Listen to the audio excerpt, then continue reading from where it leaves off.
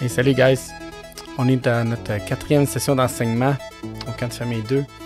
Et aujourd'hui, on veut continuer un peu plus profondément dans la manière dont chacun d'entre nous, on forge notre vision du monde.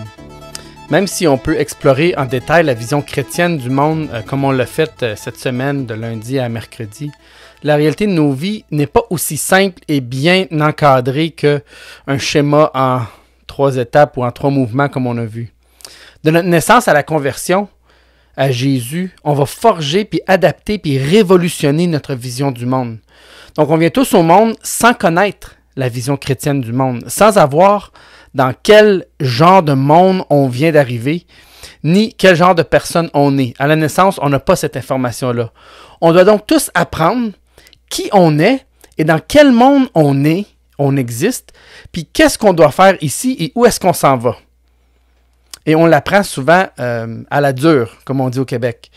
À mesure qu'on vieillit, on va se forger une vision du monde en se donnant chacun pour soi des réponses à ces questions existentielles de notre vie. Celles que je viens de mentionner. Qui on est, où est-ce qu'on est, qu'est-ce qu'on doit faire, où est-ce qu'on s'en va, ou quel est le problème et quelle est la solution. Donc, cette vision du monde que chacun va développer va dépendre de plein de choses différentes. Premièrement, l'observation. Notre observation du monde, notre expérimentation du monde et même de nous-mêmes. On peut s'observer soi-même, observer les autres. Ça va dépendre aussi de notre réflexion et nos impressions ou nos sentiments sur le monde et sur nous-mêmes. Ça va certainement dépendre de notre famille, surtout les personnes les plus proches et influentes, comme nos parents, nos frères, nos sœurs, les gens avec qui on grandit, avec qui on a le plus d'interactions, donc les personnes significatives dans notre vie. Ça va dépendre certainement aussi de notre communauté plus élargie. On pourrait inclure là-dedans notre église, nos amis, nos profs, nos collègues à l'école, les collègues de travail, ceux avec qui on joue ou ceux avec qui on fait du sport. Toutes ces différentes sphères-là ou ces différentes personnes-là vont avoir un impact et une influence dans la manière dont on va forger notre vision du monde. Ça peut même inclure la société et la culture dans lesquelles on grandit. Donc, comment la culture de notre ville, par exemple, ou notre province ou notre pays. Donc, chacune de ces sphères-là est particulière. La culture de Gatineau, où j'habite, est peut-être un peu différente de celle de Montréal, que celle de Maniwaki, que celle du Saguenay. Maintenant, il y a la province, le Canada, la province du Québec et le pays du Canada qui ont leurs particularités. Et donc, ça va même jusqu'à aller aux différentes cultures du monde entier, puis les différentes visions du monde respectives qu'on trouve dans chacun des pays du monde et les différentes cultures du monde.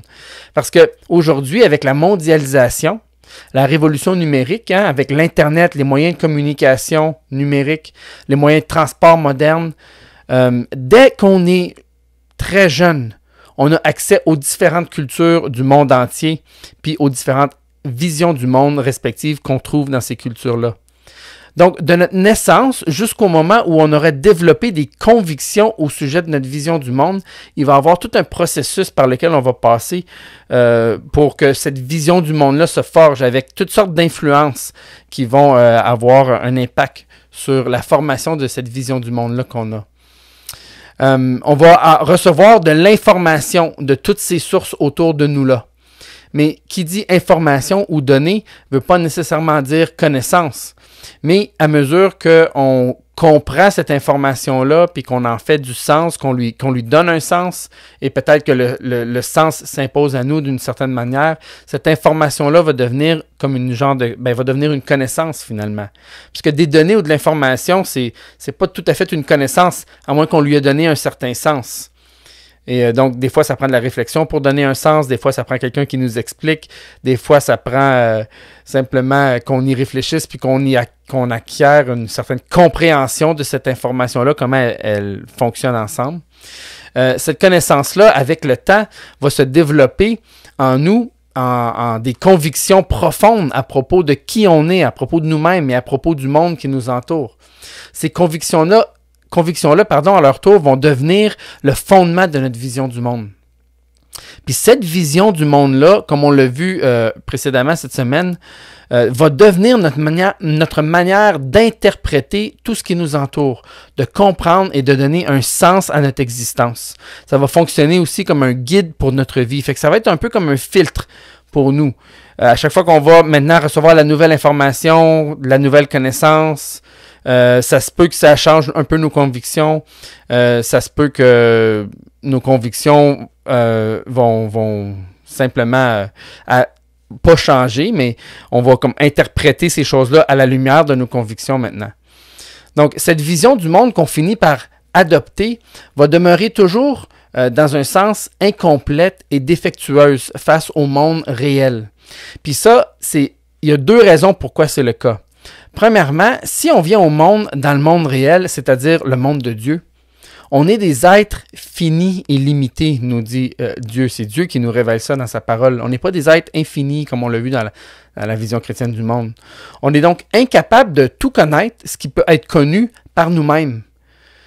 Incapable de connaître tout ce qui peut être connu à propos de soi et incapable de connaître tout ce qui peut être connu à propos du monde. Ça ne veut pas dire qu'on ne peut pas rien connaître, mais on est incapable de tout connaître ce qui peut être connu. Il y a juste Dieu qui peut connaître tout ce qui peut être connu.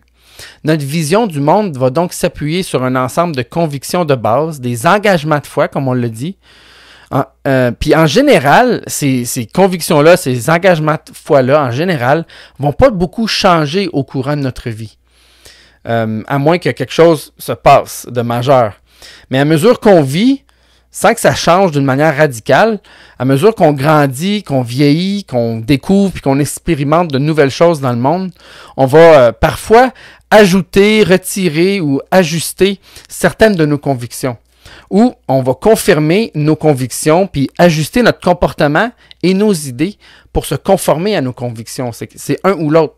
Donc la connaissance qu'on pense acquérir sur nous-mêmes et le monde est quand même incomplète. On ne pourra jamais arriver un jour où à dire, moi, mes convictions, mes engagements, cette connaissance que j'ai sur moi-même, sur le monde, c'est complet, j'ai tout compris, il n'y a plus rien à changer, il n'y a plus rien à ajouter, il n'y a plus rien à retirer. Non, parce qu'on est des êtres finis et limités. On est créé, pas infini, mais fini. Mais il y a une deuxième raison aussi pourquoi notre vision du monde est incomplète et dans un sens défectueuse. La deuxième raison, c'est que si on vient au monde dans le monde réel, c'est-à-dire le monde de Dieu, on ne développe pas notre vision du monde de manière neutre ou innocente. Selon ce que Dieu nous révèle dans sa parole, quand on développe notre vision du monde dans le monde de Dieu, on le fait avec une nature pécheresse, puis un cœur tortueux par-dessus tout, qui constamment étouffe la vérité qu'on connaît de Dieu par création. Donc oui, on a été créé par Dieu, mais à cause de la chute, on n'est pas neutre dans cette entreprise de forger notre vision du monde et comprendre qui on est et comprendre le monde qui nous entoure. Parce qu'il y a toujours le péché qui nous pousse à refouler la vérité et la garder captive, la vérité qu'on connaît, puis ce qu'on peut comprendre du monde qui nous entoure. On va déformer cette information-là constamment. Donc la connaissance qu'on peut acquérir sur nous-mêmes et le monde est non seulement incomplète, mais aussi teintée par la dynamique de sens et refoulement qu'on a regardé plus tôt cette semaine. Donc notre vision du monde va finir par être finalement incomplète et corrompue. Donc la vision du monde qu'on finit par se forger va pas tout à fait correspondre au monde réel, au monde de Dieu. Mais plutôt, elle va correspondre davantage à un monde irréel ou virtuel, à un monde imaginaire. Et ça, on l'a déjà vu cette semaine. Ça va provoquer une tension, une collision entre le monde réel et le monde imaginaire dans lequel on se croit habiter. Cette tension-là, on est capable de l'ignorer pendant un certain temps. On est capable de faire avec, mais on n'est jamais capable de l'éliminer complètement. On va tenter par nos propres forces à vivre dans notre monde imaginaire qu'on s'est créé et survivre à la tension qui existe entre le monde réel, dans lequel on habite toujours, le monde de Dieu, et le monde imaginaire dans lequel on s'imagine habiter. Mais on va faire ça de deux manières différentes. Et ces deux manières-là, on les retrouve dans les Écritures, dans la Bible en fait, qui sont représentées entre autres, à plusieurs endroits, mais entre autres dans l'Évangile de Luc au chapitre 15. On va tenter d'emprunter deux chemins différents, mais qui mènent à la même destination, dans un sens qui mènent à la mort, si on les poursuit jusqu'au bout, pour tenter de vivre dans notre monde imaginaire et de survivre à cette tension ou cette collision entre les deux mondes. Donc, lisons Luc chapitre 15, les versets 1 et 2, puis après ça, on va sauter au verset 11, pour comprendre ici quels sont ces deux chemins-là que souvent on emprunte, les êtres humains, pour tenter de survivre à cette tension-là entre les deux mondes. Luc chapitre 15, verset 1. On lit « Tous les péagers et les pêcheurs s'approchaient de Jésus pour l'entendre. » Les péagers et les pêcheurs, c'est des gens de mauvaise vie, c'est des collecteurs d'impôts et les gens de leur entourage qui étaient vraiment mal vus par la société juive de cette époque-là et surtout par les chefs religieux de l'époque. Donc justement, au verset 2, les pharisiens et les scribes, qui sont des chefs religieux de cette époque-là, des spécialistes de la loi, murmuraient et disaient « Celui-ci accueille des pécheurs et mange avec eux. » Évidemment, ils désapprouvent Jésus de s'associer avec des gens qui sont des pécheurs, des gens de mauvaise vie. Ils murmuraient contre Jésus. Et le fait de manger avec ces personnes-là était pour eux comme un signe d'approbation, comme quoi que Jésus approuvait probablement leur style de vie puis n'avait rien à leur reprocher. Donc, Jésus va raconter 3 paraboles dans ce chapitre-là. Dans les versets 3 à 10, il raconte 2 paraboles, celle de la brebis perdue dont le berger laisse les 99 pour aller chercher la brebis perdue. Puis il y a une grande joie parce qu'il a retrouvé sa brebis. Et les versets 8 à 10, c'est la drachme perdue ou la pièce d'argent perdue qu'une femme a perdue dans sa maison. Puis lorsqu'elle la retrouve, elle fait un gros party, elle invite tous ses amis. Et Jésus va conclure en disant au verset 10, « De même, je vous le dis, il y a de la joie devant les anges de Dieu pour un seul pécheur qui se repent. » Puis c'est ici la parabole, troisième parabole de ce chapitre-là. Ces 3 paraboles-là sont en quelque sorte la réponse de Jésus face au murmure des chefs religieux qui le critiquent de s'associer, de passer du temps et même de manger avec les gens de mauvaise vie. On l'appelle souvent cette parabole-là à partir du verset 11, Luc 15, 11, la parabole du fils prodigue, mais c'est vraiment la parabole des 2 fils. Et les 2 fils de cette parabole sont comme des représentants de ces 2 chemins-là qu'on peut prendre lorsqu'on essaie de vivre dans le monde imaginaire et de survivre à cette tension entre les 2 mondes. Et donc, c'est peut-être une parabole qui est mal nommée dans un sens. Ça devrait plutôt être appelé la parabole des 2 fils, parce que le but de cette parabole-là, c'est de montrer aux chefs religieux qu'ils ont tort de murmurer contre Jésus et de s'opposer à Jésus, parce que Jésus cherche à rejoindre et sauver les gens qui ont besoin de lui, les gens qui sont vus comme des pécheurs et des gens de mauvaise vie. Donc au verset 11, on va lire jusqu'au verset 32. Il dit encore, « Un homme avait 2 fils. Le plus jeune dit à son père, « Mon père, donne-moi la part de la fortune qui doit me revenir. » Et le père leur partagea son bien. Peu de jours après, le plus jeune fils rassembla tout ce qu'il avait et partit pour un pays lointain, où il dissipa sa fortune en vivant dans la débauche. Lorsqu'il eut tout dépensé, une grande famine survint dans ce pays, et il commença à manquer de tout. Il se lia avec un des habitants du pays qui l'envoya dans ses champs faire paître les pourceaux. Il aurait bien désiré se rassasier des caroubes que mangeaient les pourceaux, mais personne ne lui en donnait. Rentré en lui-même, il se dit « Combien d'employés chez mon père ont du pain en abondance, et moi ici je péris à cause de la famine? Je me lèverai, j'irai vers mon père et lui dirai « Père, j'ai péché contre le ciel, et envers toi. Je ne suis plus digne d'être appelé ton fils. Traite-moi comme l'un de tes employés. » Il se leva et alla vers son père. Comme il était encore loin, son père le vit et fut touché de compassion. Il courut se jeter à son cou et l'embrassa. Le fils lui dit, « Père, j'ai péché contre le ciel, et envers toi, je ne suis plus digne d'être appelé ton fils. » Mais le père dit à ses serviteurs, « Apportez vite la plus belle robe et mettez-la lui. Mettez-lui une bague au doigt et des sandales pour ses pieds. Amenez le veau gras et tuez-le. Mangeons et réjouissons-nous, car mon fils que voici était mort et il est revenu à la vie. Il était perdu et il est retrouvé. » Et ils commencèrent à se réjouir. Or, le fils aîné était dans les champs. Lorsqu'il revint et s'approcha de la maison, il entendit de la musique et des danses. Il appela un des serviteurs et s'informa de ce qui se passait. Ce dernier lui dit, « Ton frère est de retour. Et parce qu'il a été rendu en bonne santé, ton père a tué le veau gras. » Il se mit en colère et ne voulut pas entrer. Son père sortit pour l'y inviter. Alors il répondit à son père, « Voici, il y a tant d'années que je te sers. Jamais je n'ai désobéi à tes ordres. Et à moi, jamais tu n'as donné un chevreau pour me réjouir avec mes amis. Mais quand ton fils que voilà est arrivé, celui qui a dévoré ton bien avec des prostituées, pour lui, tu as tué le veau gras. Toi, mon enfant, lui dit le père, tu es toujours avec moi. Et tout ce que j'ai est à toi.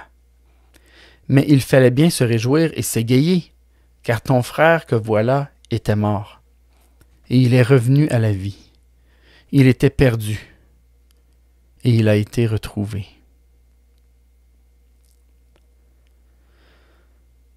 Donc, les deux chemins qu'on peut suivre et qu'on a encore tendance de suivre, même quand on est chrétien, pour essayer de vivre dans le monde imaginaire qu'on se crée et survivre à cette tension-là entre les deux mondes, ce sont, premièrement, soit suivre toutes les règles ou soit briser toutes les règles. On va soit choisir de suivre toutes les règles ou soit briser toutes les règles. Donc, suivre toutes les règles, ça serait représenté dans cette parabole-là par le fils aîné et les chefs religieux au début du chapitre qui critiquent Jésus.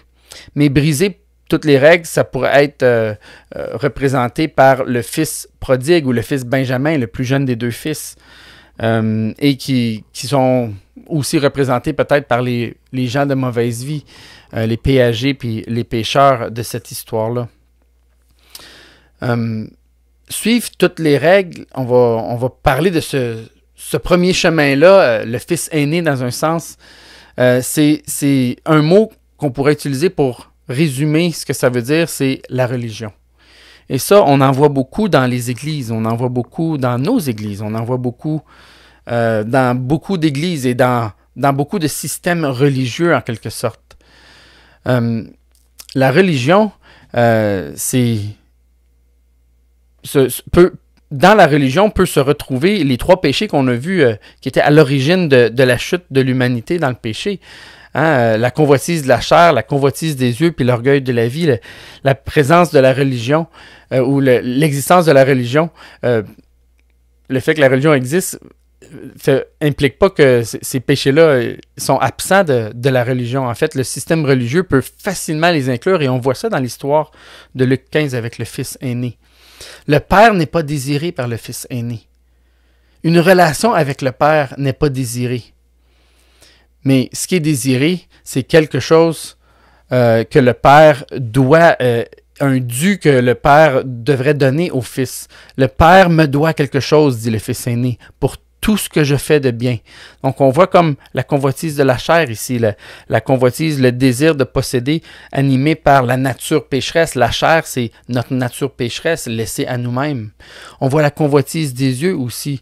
Je veux les biens du Père que je n'ai pas. Je veux le veau gras. Toi, tu as tué le veau gras pour ton fils qui a tout dépensé. Moi, tu me donnes même pas un chevreau, non plus un veau gras. J'en reviens pas que tu me traites avec tant d'injustice puis que tu me donnes pas. Donc, la convoitise des yeux, c'est de vouloir posséder qu'est-ce qu'on n'a pas puis que quelqu'un d'autre a, hein, qui se rapproche aussi de l'envie. Il lui dit finalement, le fils aîné au père, « Donne-moi mon dû ». Et finalement, l'orgueil de la vie, hein, dans 1 Jean 2,16, on avait vu qu'il y avait la convoitise des yeux, de la chair, la convoitise des yeux et l'orgueil de la vie. Le fils aîné va dire, je veux la reconnaissance du père, l'approbation du père. Je veux même le statut ou le rôle du père que je n'ai pas. Il aurait voulu être celui qui décide pour le père, puis être celui qui est en position du père. Il aurait probablement refusé de donner la part d'héritage à son frère s'il avait été à la place du père. Il veut l'approbation du père, mais il veut la mériter pour pouvoir montrer sa valeur. Le père est celui, dit-il, que j'aimerais devenir un jour et peut-être même prendre sa place. Il ne le dit pas dans ces mots-là dans la parabole, mais c'est ce qu'on ressent dans son interaction avec le père.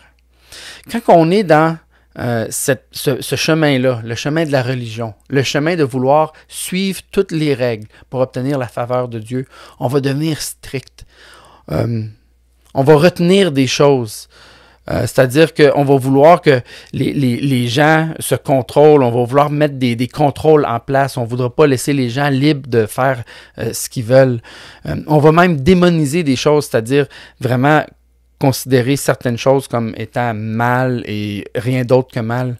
On va être sévère avec nous-mêmes, on va se mettre un standard vraiment sévère, que peut-être le Père ne nous met pas. Puis on va vouloir aussi imposer ce standard-là, puis cette sévérité-là aux autres. Au fond, le nom pour ça, c'est le légalisme.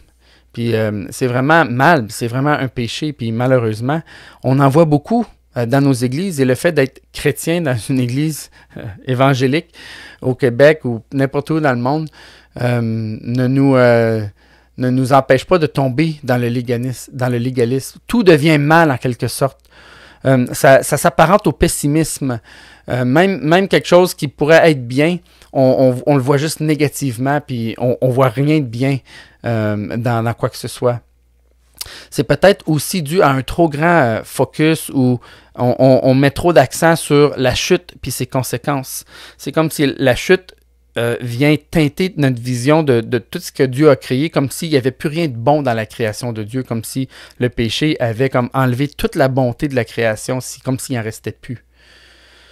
On a l'exemple de quelqu'un qui veut suivre toutes les règles, un peu avec Gamerick dans le Boulot Blocks le mercredi, quand il tente de vaincre par ses propres forces le géant, puis de vaincre les différents défis que le hacker veut lui donner.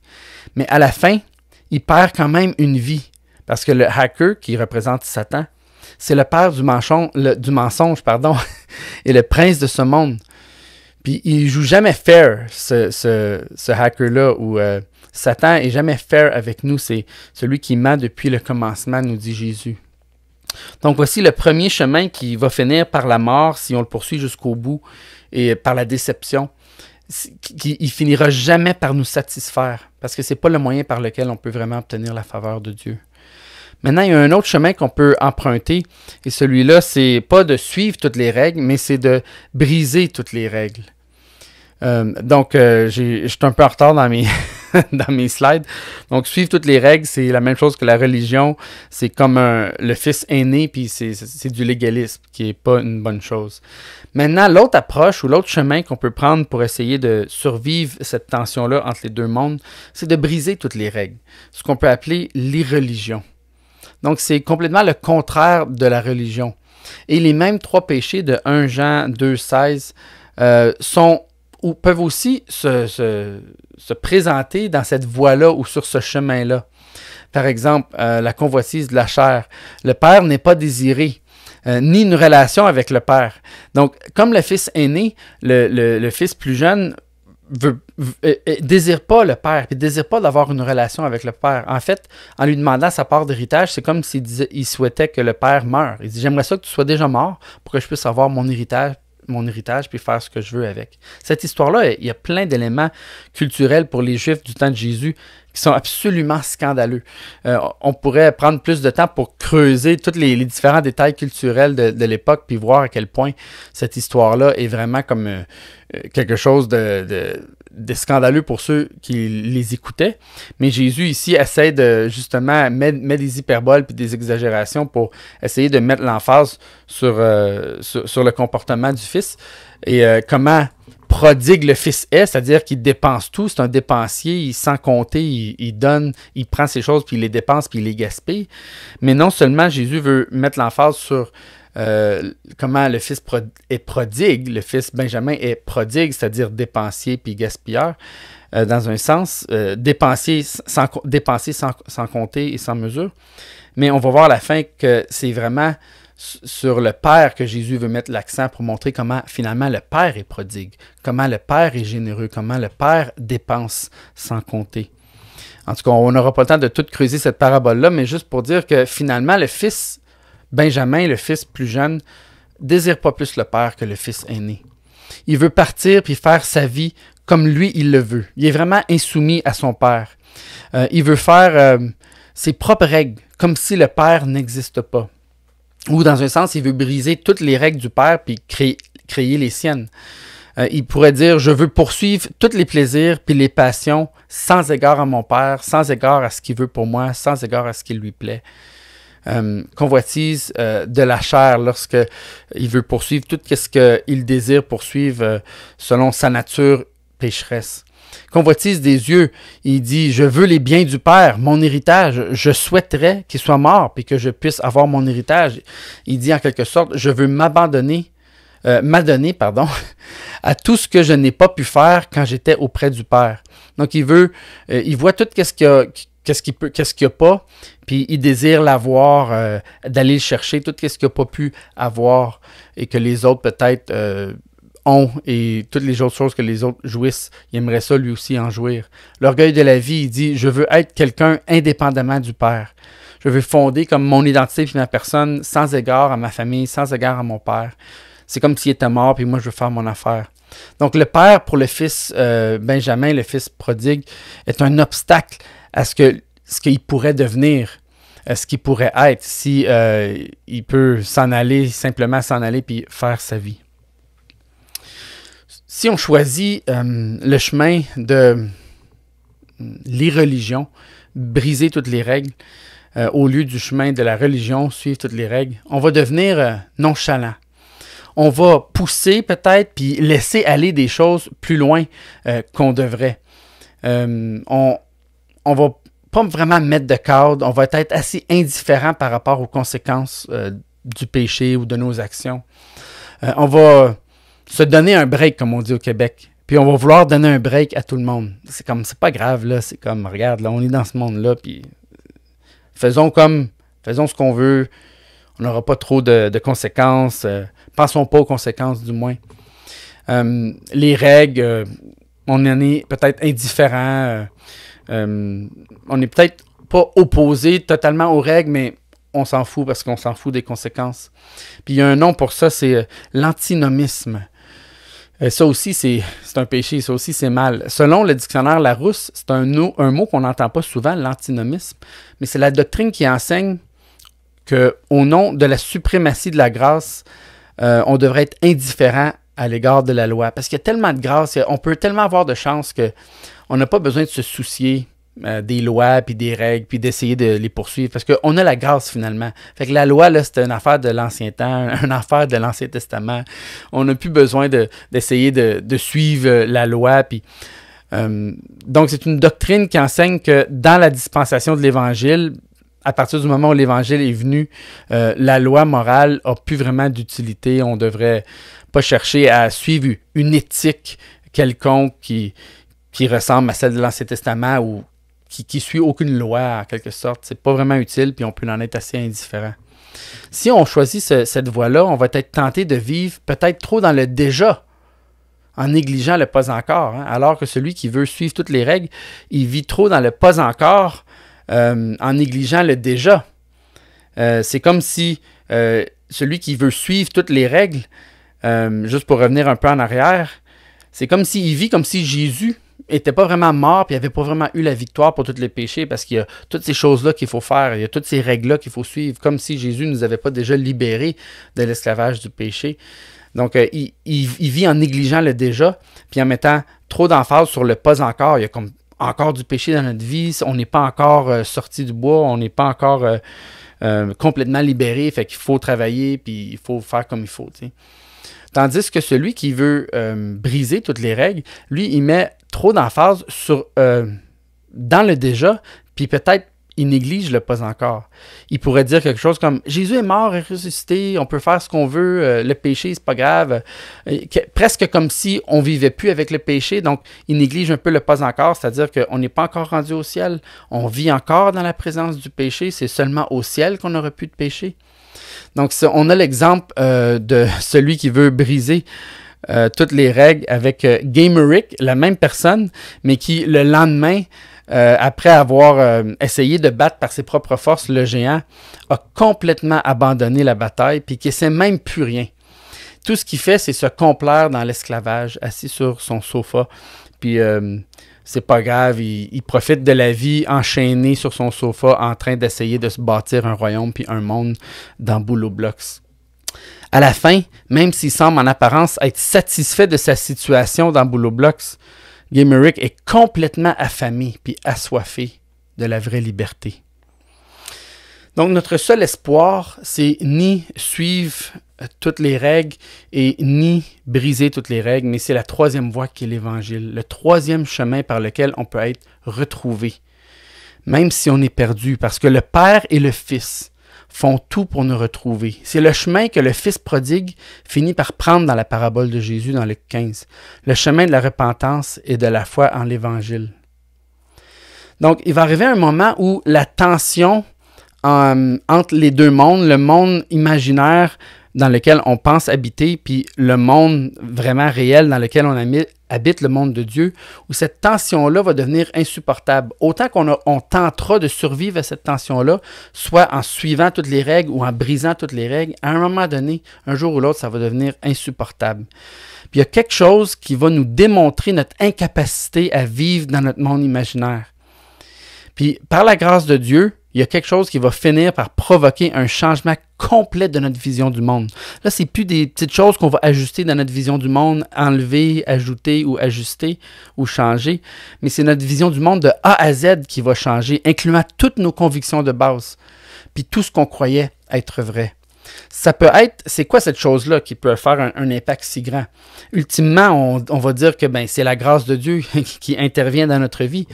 Mais par quel moyen ça peut se faire? Mais ça peut être une expérience dramatique, quelque chose de vraiment douloureux ou souffrant, ou ça peut être une expérience de grande joie puis de satisfaction. C'est pas toujours la même chose pour tout le monde. Ça peut être une expérience de terreur ou d'émerveillement devant quelque chose de tellement beau puis tellement grand puis majestueux. Quelque chose de plus grand que nous. Mais ça peut aussi être pas un changement spontané ou instantané, mais plutôt un changement progressif sur une longue période. Peu importe c'est quoi, ce que cette chose-là va produire ou ce que cette série de choses-là va produire dans notre vie, c'est un changement de paradigme complet par rapport à nos convictions de vision du monde. Dans le christianisme, on appelle cela une conversion.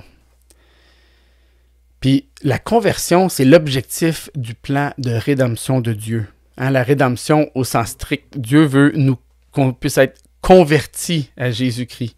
Les Écritures parlent de la conversion à Jésus, à ceux qui l'ont reçu dans Jean 1. La parole, la lumière, il leur a été donné le droit de devenir enfants de Dieu. Donc c'est le moment de notre salut, une conversion qui est opérée par la grâce de Dieu manifestée dans l'Évangile. Mais cette conversion implique plusieurs changements. L'Évangile de grâce dans la rédemption est la troisième voie qui est ni l'une ni l'autre des deux premières. L'Évangile, c'est pas suivre toutes les règles, c'est pas la religion, puis c'est pas briser toutes les règles, c'est pas l'irreligion. Croire en l'Évangile, dans la rédemption, implique un tout nouveau paradigme. C'est pas ni suivre toutes les règles, ni briser toutes les règles, ni un mélange de ces deux choses-là. Par exemple, c'est pas suivre quelques règles vraiment importantes, puis se permettre de briser les règles qu'on juge non importantes. L'Évangile, c'est complètement autre chose. C'est un autre paradigme. C'est reconnaître notre incapacité à suivre toutes les règles ou à briser toutes les règles pour essayer de se sauver soi-même dans un sens, pour essayer d'être déclaré juste aux yeux de Dieu ou pour être progressivement sanctifié par son esprit ou pour être glorifié un jour. C'est de réaliser notre incapacité en faisant l'un ou l'autre, en prenant l'un ou l'autre des deux chemins, d'arriver à ce résultat-là. Donc, c'est de reconnaître notre besoin de la grâce, sans laquelle on demeure sans issue pour notre salut, mais aussi pour tous les autres domaines de notre vie auxquels la vision chrétienne du monde s'adresse. Tu vois, ce qui arrive, c'est que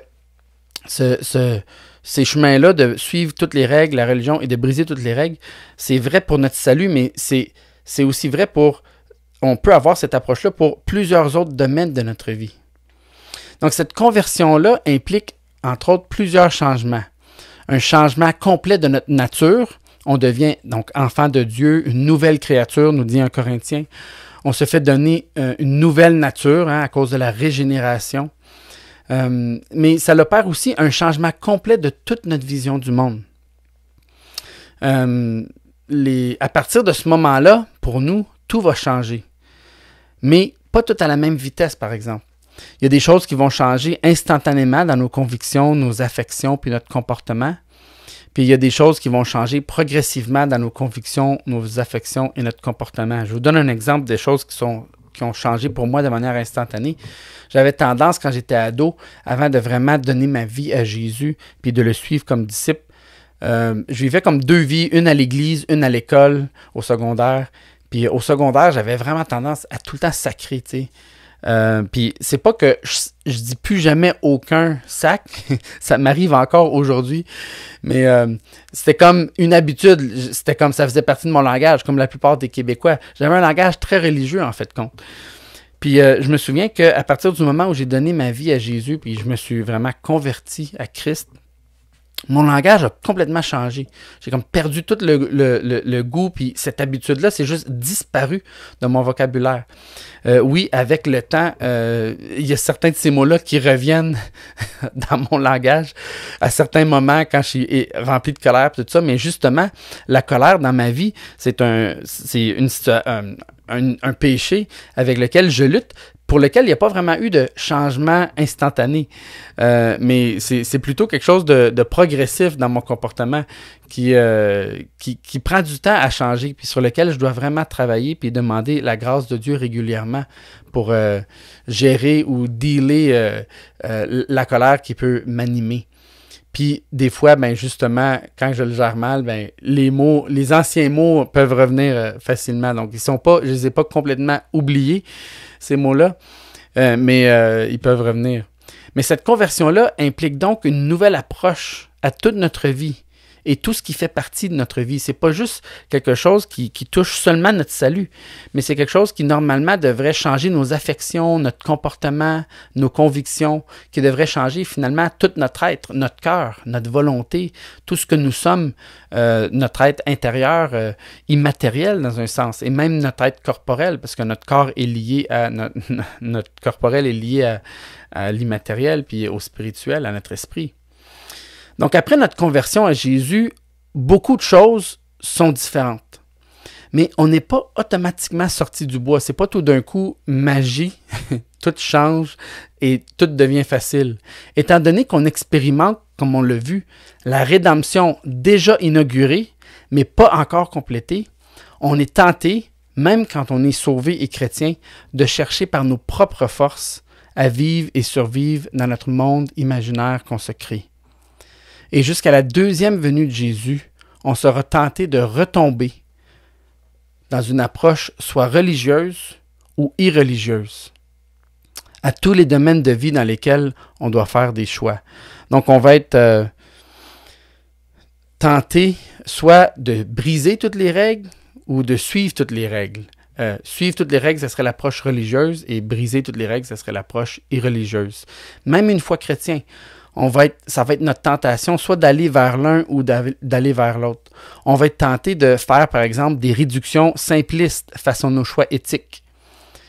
soit tout réduire à voir le bon d'une chose, le bon d'une situation, un genre d'optimisme ou un accent sur les éléments de la création, le côté de suivre toutes les règles, ou soit on va être tenté de tout réduire à ce qui est mal d'une chose. La première que j'ai mentionnée, c'est briser toutes les règles. C'est-à-dire que tout est bon, tout est optimiste, tout a été créé par Dieu, il n'y a plus vraiment de mal, ou Dieu a tout racheté. Fait qu'on focus sur la création, même sur la bonté des choses, comme si le péché n'existait plus. Donc, briser toutes les règles, dans un sens, ou les religions. Ou on va être tenté de réduire à ce qui est mal d'une situation ou d'une chose, puis de vraiment mettre l'accent sur le côté corrompu ou déchu de la chute des éléments qui nous entourent. Donc, ça va être notre tendance en tant que chrétien, de faire des réductions un peu simplistes. On va être tenté de poser des questions un peu trop simplistes aussi. Est-ce que telle chose est bien ou telle chose est mal? Puis là, on va vouloir soit comme s'en aller vers les choses qui sont bien, puis éviter les choses qui sont mal. Puis on va penser que c'est aussi simple que ça. On va vouloir réduire la chose ou la situation, alors qu'en réalité, il y a beaucoup plus de nuances. On va vouloir comme prendre des situations complexes ou des choses complexes, puis les réduire à une seule chose. Puis dire, c'est ça qu'il faut faire. Alors que dans le fond, c'est beaucoup plus nuancé que ça. Au contraire de cette tendance-là, croire et recroire à l'Évangile de jour en jour, qui a été révélé dans la rédemption déjà et pas encore, va nous pousser à ne pas tomber dans le piège du simplicisme, ce que j'appelle le simplicisme. L'Évangile peut nous aider à comprendre ce qui, dans une chose ou dans une situation, appartient à la création ou comment la chute lui donne une mauvaise direction et comment Dieu veut lui redonner une bonne direction dans la rédemption. Donc, on l'a déjà vu, Dieu va former dans la création, le péché va déformer la création de Dieu, puis dans la rédemption, Dieu veut reformer ce qui a été déformé par le péché. Donc, la chute ou le péché va donner une mauvaise direction aux choses que Dieu a créées. Puis dans la rédemption, Dieu va leur donner une bonne direction. Donc, l'Évangile peut nous aider à poser des questions plus profondes que juste des questions simples comme est-ce que ça c'est bien ou ça c'est mal? Je vais faire ce qui est bien puis je vais éviter ce qui est mal. On va aller vers des questions du genre qu'est-ce qui est une bonne chose qui appartient à la création de Dieu dans cette chose ou cette situation-là. Quand on va considérer quelque chose comme les écrans, chose qu'on va faire demain dans l'enseignement, on va se demander, quand on considère les écrans, c'est quoi qui est bon? C'est quoi qui est une bonne chose qui appartient à la création de Dieu dans le fait d'utiliser des écrans pour faire toutes sortes de choses dans nos vies, puis tout le temps qu'on passe dans les écrans, exemple. Puis après ça, on peut se poser la question, mais quelle mauvaise direction le péché donne-t-il à cette chose ou cette situation particulière? Donc, dans le cas des écrans, ça serait, quelle mauvaise direction le péché donne-t-il à notre utilisation des écrans? Puis ensuite de ça, quelle bonne direction la grâce de Dieu veut-elle redonner à notre utilisation des écrans? Donc, on n'est pas juste en train de dire les écrans, c'est mal, il faut s'en tenir loin, il ne faut pas en donner à nos enfants. On va voir ça demain. Pourquoi c'est pas une bonne idée de faire ça? Ou c'est pas plus une bonne idée de dire, ça serait l'exemple comme d'essayer de suivre toutes les règles, de mettre plein de règles sur les écrans, puis les régimenter, puis s'assurer qu'on contrôle ça avec nos efforts humains. De l'autre côté, on pourrait essayer de briser toutes les règles en disant, non, c'est pas grave, les écrans, là, tout le monde a des écrans, puis c'est pas si néfaste que ça, puis ça change rien finalement, puis comme, cassons-nous pas la tête avec la question des écrans. Puis ce que je suis en train de dire, c'est l'Évangile nous pousse à pas réduire à notre considération des écrans à une chose ou à l'autre chose, mais à être un peu plus nuancé, puis de voir comment est-ce que on peut, à la lumière de la vision chrétienne du monde, approcher le sujet de notre utilisation des écrans, puis voir comment la vision chrétienne du monde peut nous aider à mettre la lumière sur ça, puis comment est-ce que Dieu veut qu'on puisse agir avec ça d'une manière un peu plus réfléchie ou même nuancée.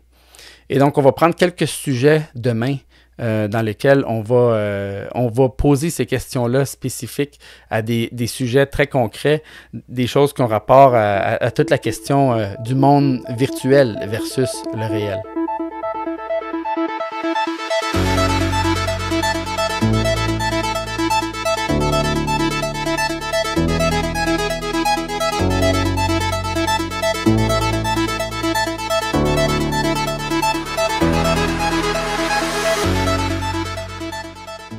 Vous écoutez Boulot Blocks, le monde est fini.